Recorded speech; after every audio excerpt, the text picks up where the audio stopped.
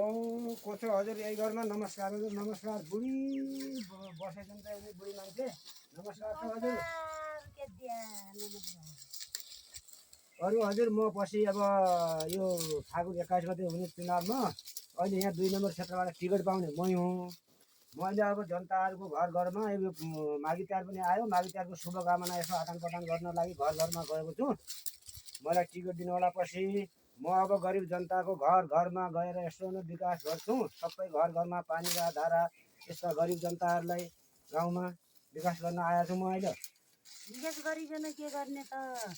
यहाँमा त विकास गर्ने कोही पनि छैन। अहिले त विकास गर्ने को छ? यहाँ नेता कोही जन्मिएको छैन। यहाँ गरिब जनतालाई को हेर्छ?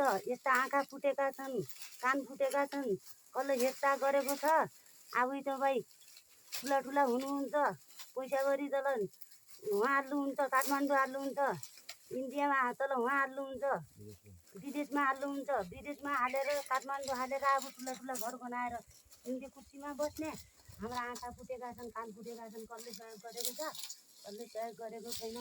अहिले हामीलाई भोट माग्ने हुन्छ। नाइ नाइ म विकास गर्छु तपाईँ चिन्ता नमान। विकास गर्छु तोब्रामा कहीँ सहकारी अगाडि उड्या भए पनि म अहिले सब पैसा असुल गर्छु। सहकारी उडेका छन्। गरिब जनतालाई पसिना निकालेका सहकारीका पैसाहरू दिएर नेताहरूलाई तल काठमाडौँ हालेका छन्, विदेश हालेका छन्। आफूलाई ठुला ठुला घर बनाएर बस्नुभएको छ। यहाँ हामी गरिब जनतालाई कसले हेरेको छ? कसले हेरेको छ? कसले हेरेको छैन। हामी गरिब जनताहरू यस्तै बसेका छौँ, छुडिएका छौँ, पसिना बगालेका छौँ। नेपालीहरू अरू जनताहरूका सब चुपीमा दिन्छ। अहिले कसले हेरेको छ? विकास कसले गरेको छ? कसले विकास गरेको छैन। नाइ म विकास गर्छु। अहिले त मैले भोट दिएँ भने मलाई यसो दियो भने म अहिले टोल टोलमा सब नेताहरू कार्यकर्ताहरू पठाएको छु। म अहिले विकास गर्छु गाउँमा चिन्ता नमान। अनि आँखा फुटेका यसा कान नसुन्नेलाई सबले गाउँमा शिविर बसाल्छु। यही शिविर बसाल्दैन, कति गरिब रोजगार बसाल्छु। अहिले घर घरमा जस्तै यसो स्वास्थ्य चौकी पनि नयाँ ठुलो ठुलो ल्याउँछु। यही उपचार हुने यताउता हुने सब गर्छु। कोही गर्दैन त्यस्ता नेता कोही जन्मिएका छैनन्। सहकारी उड्या अझसम्म नेतालाई खाएको अझसम्म हाम्रो पसिना बगाएको तिर्न सकेको छैन।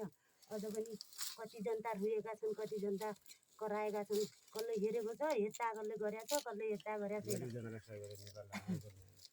यति भइगयो नेपाल आमालाई अझसम्म एउटा नेता हामी गरिब जनतालाई हेर्ने नेपाल आमालाई अझसम्म जन्माएकी छैनन्। कोही नेता जन्मिए त हुने, कोही नेपाल आमालाई जन्माए त हुने कोही नेता अझसम्म हेरेको छैन। हामी गरिब जनता यस्ता कामेका छौँ, जाडी त यसरी बसेका छौँ। आँखा फुटेका छन्, कान फुटेका छन्। कसले हेरचाह गरेको छ? कसले हेरचाह गरेको चिन्ता नमान। मेरो सरकार आयो भने मैले अहिले गर्छु। भोट माग्ने बेला साना बच्चाहरूलाई पनि आमा बुवा नमस्कार छ भन्नुहुन्छ। भोट माग्ने बेला आम्ना सत्तु लुड्ने बेला हिँडेर आफ्ना घरमा हटेका हुन्छन्, आफू बनाएका हुन्छन्, आफू हिँड्ने कुर्सीमा बसेका हुन्छन्। हामी गरिब जनतालाई त्यस्तै मारेका हुन्छन्। चिन्ता नमान। म अहिले सहयोग गर्छु। मलाई भोट हाल्नु होला। तपाईँहरू कोही सहयोग गर्दैन। यस्ता जनताहरूलाई त लखड्नुपर्छ। यस्ता जनताहरूलाई त नेताहरूलाई त माग्ने यता जनताहरूको न सत्याउने। तपाईँ नेतालाई त खेदाउनुपर्छ। तपाईँ लखडेर नाइ खेदाउनु पर्दैन भने लखड्नुपर्छ।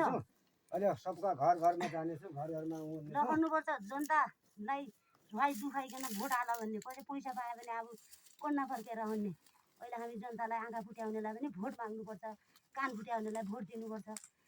को आएर के गर्छन्? काङ्ग्रेस आयो त्यस्तै छ, एमाले आयो त्यस्तै छ, माओवादी आयो त्यस्तै छ, घन्टीबाटी आयो त्यस्तै छ।